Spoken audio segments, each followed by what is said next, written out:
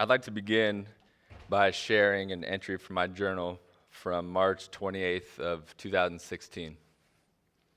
And I write, I'm battling, man.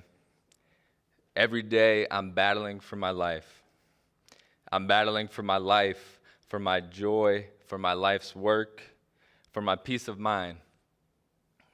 Lately I've been struggling to find peace in my life. I'm blessed with so many wonderful things, and yet I struggle with anxious feelings and depressive hardships. It's like the more I chase happiness, the more it flees from me. My depression, my anxiety are so real to me, but are unseen, are unfelt by others around me. And that's the way I keep it, because I don't want to be a burden. I want to be a light in this world.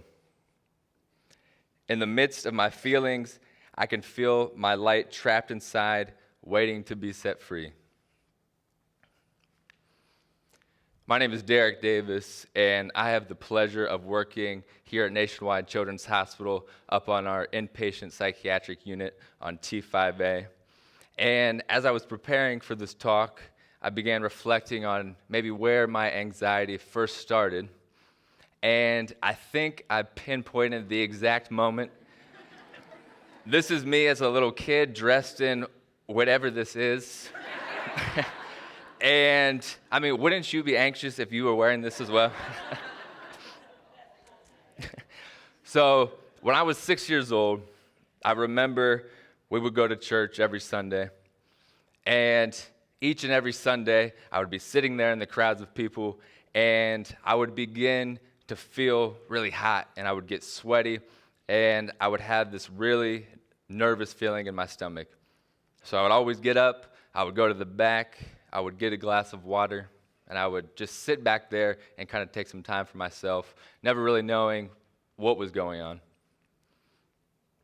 Fast forward, I'm now a college freshman at Bluffton University. I'm playing soccer, I'm on the track team, and things seem to be going pretty well. But I remember where I was, where I experienced my very first real intense panic attack. I was sitting front row in Dr. Dawes' general chemistry class. And like each one of his classes, I had absolutely no idea what was going on. All the content going right over my head. And I remember I was sitting there, and all of a sudden, the walls felt like they started to close in on me. And I began to sweat and get hot, and my heart started beating faster and faster and faster, and my mind started to race. I had no idea what was going on, but I knew one thing was for sure. I had to get out of that classroom, and that's exactly what I did.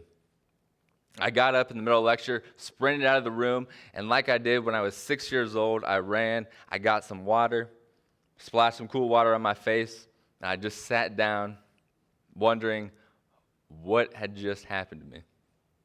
I thought maybe I had a heart attack, or maybe I was going crazy. I had no idea what had happened, but I knew something just wasn't right. And as the days went on, they would happen at the same time in the same class, time after time after time. And soon it began to trickle away from class, and the anxiety would start to affect me when I would wake up, and I would feel anxious throughout the day. And as things progressively got worse, I began to look for answers. So what I did is I went to my primary care doctor, and I said, this is what's happening. And he said, there's nothing to worry about. This is just anxiety. You're having panic attacks. This is what you need to do. Here's a bottle of Xanax, and I want you to go see a mental health professional. I want you to see a counselor. And the second he said the word counselor, I checked out. I said, there is no way I'm going to see a counselor. That's not for me. Men don't see counselors. I thought counselors were for weirdos. I did not want to do it. So, naturally, I did what anyone would do, And I went on a quest to find the physical cause of all my panic attacks and all my anxiety, because I knew there was no way this could have possibly been a mental health concern. So I went to the Cleveland Clinic, and I know there's a lot of different disciplines here in this room, a lot of different specialists, and I probably saw each one of your specialties at one point or another. I got echocardiograms. I got multiple CT scans, MRIs. I had an EEG done. I had every single blood test done under the sun. And to put the cherry on top, I even went to a GI specialist. And I got a colonoscopy. And you know, after all those tests, do you know what they found? They found thousands of dollars in medical debt. Not a single physical cause to the anxiety and depression and the panic attacks. And I knew then this had to be a mental health concern. So did I seek help from a mental health professional? Absolutely not. No, I did not. I did not want to see anybody. And as I chose to just ignore and just fight through and be strong as to what was happening, things started to get worse and worse. And I started to have trouble getting out of bed, but I would always force myself. And I would start to have anxiety from the second I woke up to the second I went to bed. I would wake up in terrors. And then one day, at this time I was in college, and I had the privilege of working here in patient transportation. And I was on my way to work.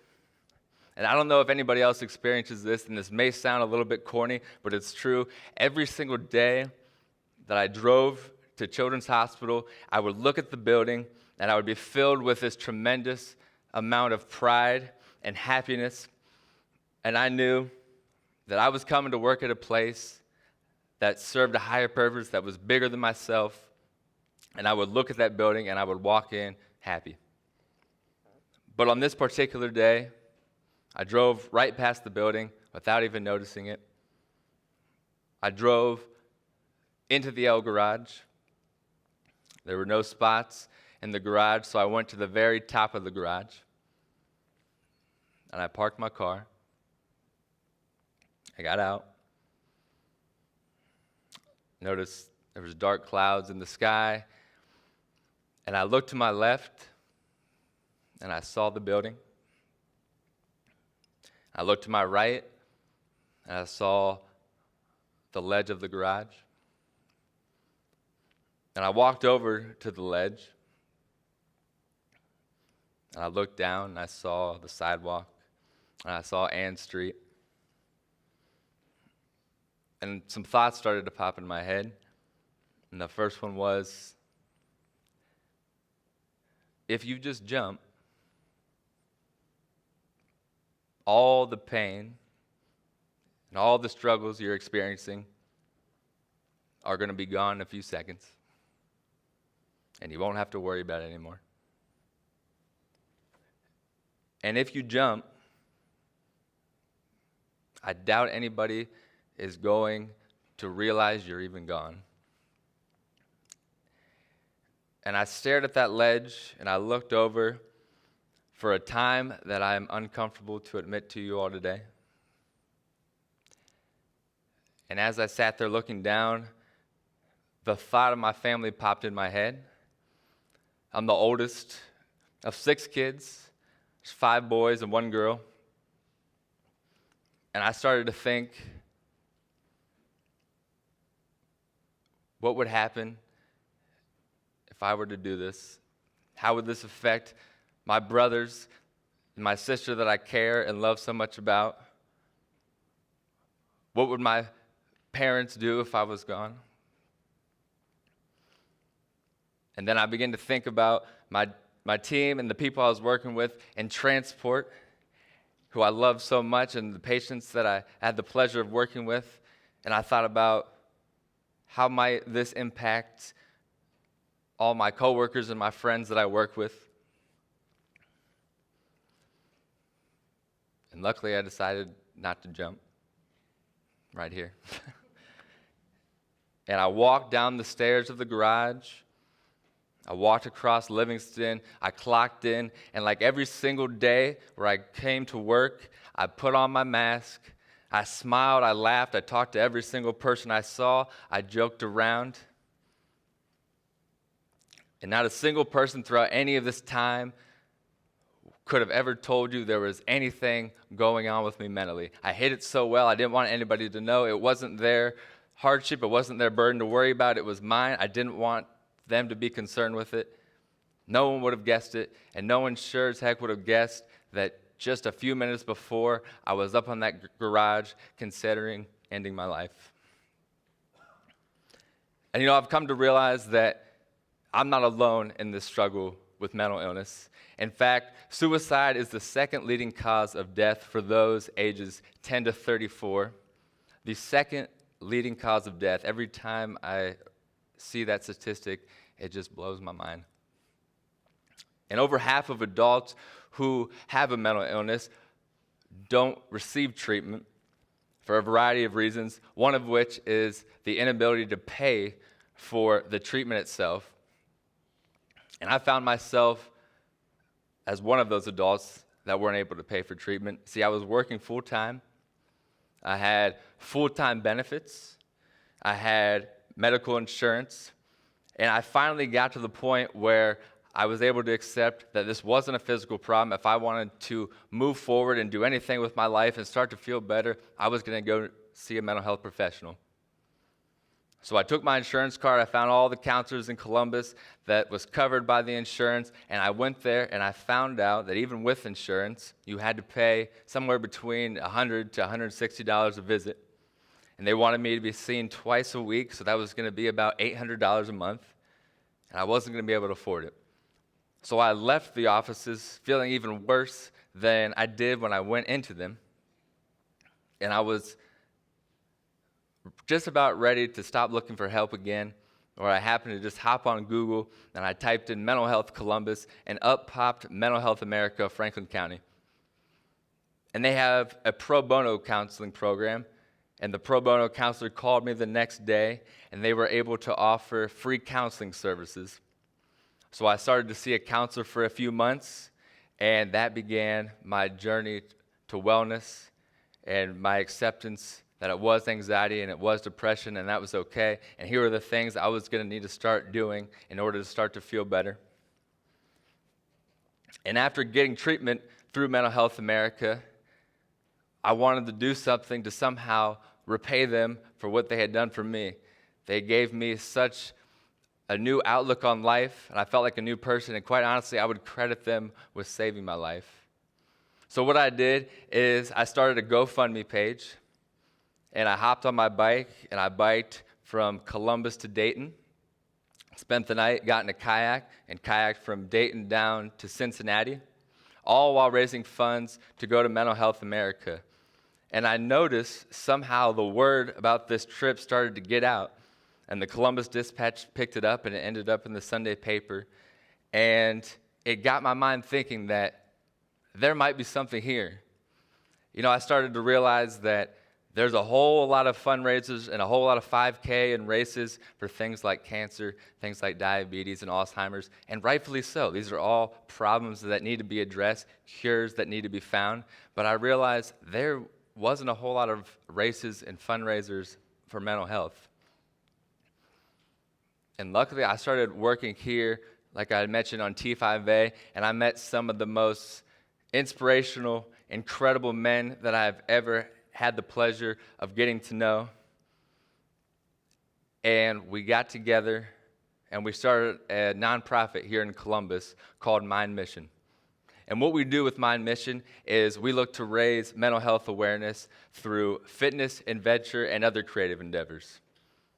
So we began to plan these events, all of us passionate about mental health, whether that was through our own personal struggles, working with the patients on T5A. And our first year, we rode our bikes from the hospital, and we ended at Cleveland Browns Stadium. And why we picked Cleveland Browns Stadium was because there's no better place to represent depression than Cleveland Browns Stadium. That's shifting, though. And you know, as we continue to grow with Mind Mission, we're striving to figure out exactly what area of mental health we want our nonprofit to serve. Do we want to raise funds to help those pay for treatment? Exactly what do we want to do? And I think about Children's Hospital, and Children's Hospital has done an incredible job of ending the stigma for childhood mental health. We have things, the On Our Sleeves campaign, the incredible behavioral health pavilion that's going to be opening here pretty soon. And these are all incredible, incredible things. But I think about, what do we do as adults? What do we do as providers to help normalize the conversation about mental health? Mental health doesn't need to be this scary thing that we whisper about and we hide. It doesn't need to be this big thing. I'm thinking back to a conversation I had with one of my best friends a few months ago, and it was crazy to me because he came home, and he walked in the door and asked him how his day was, and he said it was good, had a great day of teaching, and he had just started seeing a counselor. And I was like, man, that's crazy, because I actually saw my counselor today as well. And you know what? The world didn't stop spinning. It didn't blow up. It wasn't this big thing. You know what we did? We each grabbed an IPA, we sat on the couch, and we watched the basketball game that was on that day. And that was it. It was fine. And I think that's where we need to go with mental health. We talk to our patients about mental health, mental illness, and what they can do. But are we doing those things ourselves? If we can model what we do for our mental health, for our patients, and we can start taking care of ourselves through things that Children's offers, such as our EAP program and offering free counseling sessions, then we can provide even better care than we already are for our children. Because if we're taken care of mentally, the patients that we work with are going to be taken care of even better.